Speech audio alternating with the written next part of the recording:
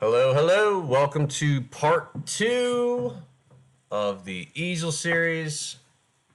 If you watched part 1, this is exactly where we left off. If you did not watch part 1, please go back, watch part 1, then come back and watch part 2, and then by the time you're done part 2, part 3 will be ready. Alright, so let's just change the name of this. Part 2, the Easel series. Alright. So we've covered all the basics of what the buttons do. Let's talk about shapes. Part 2, we're going to talk about shapes. So, I'm going to show you a cool trick, and I have this in another video too, but just to stay with the series, we'll show you some cool stuff that Easel can do here. Especially since you watched part 1 already, and you left knowing what these buttons are, but you didn't really design anything. So, first things first, let's delete the square and we'll start over. So you got it open. We're going to click shapes. We're going to click a square. And we're just going to drop it anywhere in the screen. Doesn't matter where. We'll make it a little bit bigger.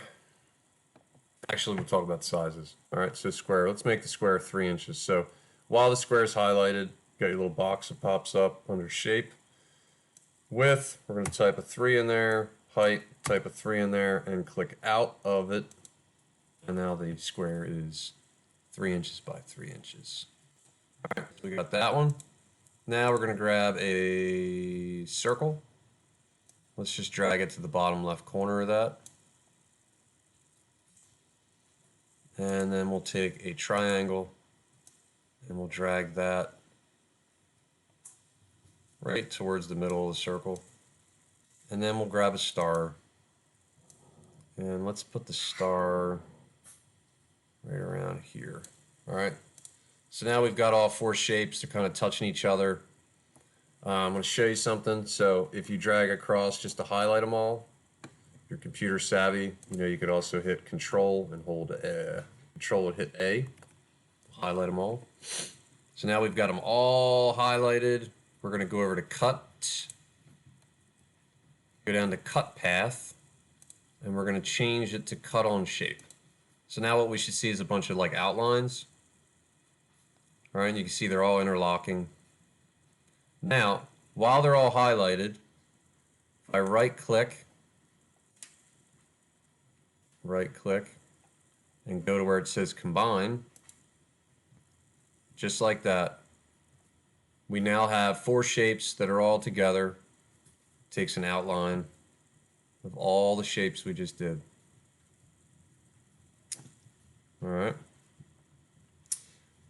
Now, for the purpose of carving, since it's part 2, okay, part 2, fairly fast, just talking about shapes, combining shapes. Let's go down to the bottom here, click this arrow, and we are going to make a duplicate of this. So now we've got that. And let's make this one smaller. So we're going to make it small. All right. And I'm going to click it and I'm going to hit copy. So I'm going to hit Control C to copy. And that works for anything in the computer world. Now I'm going to click on this other one that I made a duplicate of. I'm going to hit Control V, which is pasting. And I'm going to bring that up.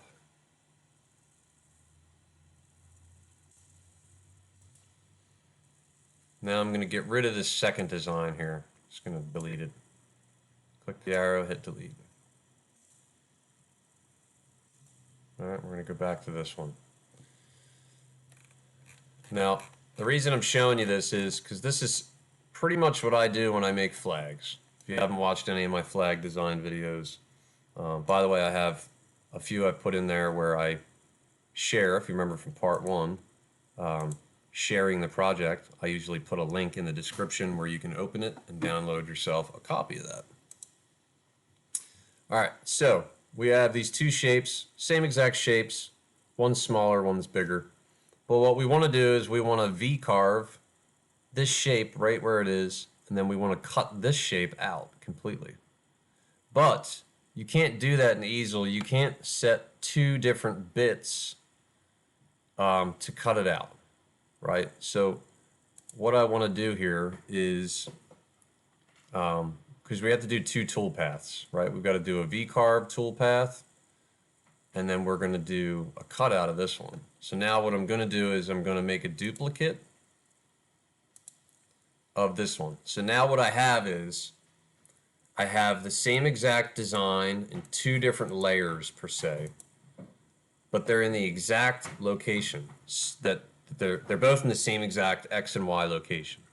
Meaning when I tell my bit on the wood that this is where it's sitting, right at this 0, when the bit comes up to carve this and then returns back, you're going to change the bit to cut this out, and you want it to come up and cut this out, and then you'll end up with this.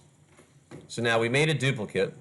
So what I'm going to do is I'm going to go into here and I'm just going to delete the outer layer, and I'm not going to move this, but I am going to click on it one time, and I'm going to change it to carve to a depth of 0.1. I'm going to change that to a V-bit, 60 degree. And you can see on the rendering what it'll look like. And then on the second one, we're going to delete the middle design. And we're going to tell this to cut all the way to 1 inch. And we want to use tabs. So you can see on the screen, 4 tabs is the quantity, and it shows you exactly where they are. Now, don't ask me why Easel's program thinks it's smart enough to put the tabs in locations that make no sense. For instance, this star, there's supposed to be a tab right at the corner of a star. Well, that just doesn't make any sense. You want to try to get your tabs into a straight spot. This way, when your bit comes by, it lifts up, comes back down. If you do it in this corner, you are putting yourself at risk. So throwing that out there. So I'm going to put one here, and I'm going to move this one to here, and we'll move this one to right here, and we'll put this one right here. All right, now we've got just about 4 spots. If you wanted less, then we can go in here and remove 2 of them, put one, say, down here, and one up here.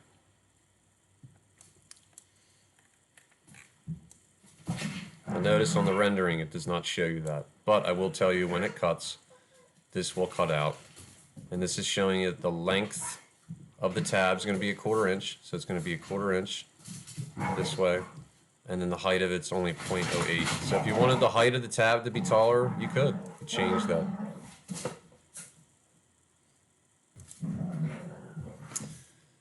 All right, so the reason we did the 2, right?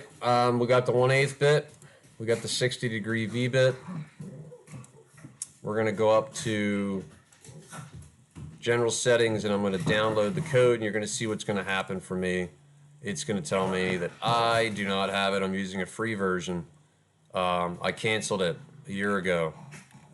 So if I go to options, I can go and use one of my free days. I apologize, my Chihuahua thinks he is a golden retriever, and they're arguing right now. So if I click use a free day, it's going to do its thing. Now it says I have 3 free days left, and I have 24 hours remaining on my free day. So now I am essentially a pro user again, and I can do what I need to do. All right. I had to boot the dogs into the yard. All right, so we're going to go back to where we were because I'm now on the free day. So if I go up to Machine, General Settings, and click Download the G-code, downloaded the G-code for the file I'm on, which is the 60 degree V-bit. Now I got to change to the 1/8, and I'm going to download the G code for that. Now I have both files, but they're both named exactly the same. So what you're going to end up with is part 2 of Easel series, and then you're going to have a part 2 of the Easel series with the number 1 next to it. So it's always important to save them. So I typically would go in to this one and save it as inner logo 60-degree V-bit, and then this one I would do cutout logo 1/8 end mill, and then I'd save them. Then when they download the G code, I have the files already named for me. That's what I do when I upload stuff to my Etsy page for G codes. All right. The one thing I did not do, we talked about it briefly, was the cut settings. So you can see that for the cutout, it's an inch thick wood. If I was to simulate this right now, it tells me it's going to take 31 minutes to cut this out. And this thing's very small. This shape is only about 5 inches, but the cut settings are very slow right out of the gate. So I typically would do a cutout at like 110 with a 50. So I always do about half the plunge rate. And then I'm probably going to cut it out at like 0.06 per pass. I like to stay conservative, but also depends on what wood you're using. So for this one, for the simulation, we're just going to do 0.06. I feel like that's a good speed. Now, some machines can't handle that, right? My machine, I could run this faster if I needed to, but some machines, they need to cut it at 30. Some of them may do it at 50, 60, 70. Depends on your machine. You would know from using your CNC what it can handle. Or maybe you just want to put it to the test so that you can know and you can document that stuff. Now, if I simulate it, it's going to take 5 minutes to cut this out, right? So if someone said, hey, can you make this for me?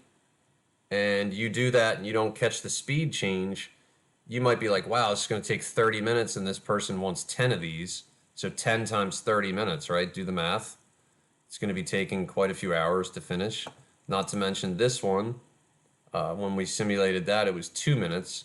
But on a 60-degree V-bit, I'm going to run that at 150 and 75 on the plunge. And I'm also going to do 0.06. I like to save my bits. And if I simulate that, it's under a minute, right? So you're making multiples of these. You really want to pay close attention to your speeds, especially when it comes down to factoring how long it's going to take, what it's going to cost to make things. All right. So we'll end today's part 2 session right there. Part 3, I think we're going to cover some of the apps. So we'll cover some cool things in here. Most likely we're going to do the Offsetter app, the Exploder app. We'll look at Offsetter 2, pretty much the same thing. We'll look at the Shape Exploder, and we'll look at the keyhole generator. We'll just go through a bunch of these and we'll just pick things as we go. All right. So thanks for watching part 2. Again, if you did not watch part 1, check out part 1. Please follow the series along. Please don't forget to subscribe to my channel. Helps me continue to make videos. And love the comments. So if you could leave a comment, please let me know if there's anything that you'd like to see, and I will try to factor that into this Easel series. So, as always, thanks for watching. See you on the next video.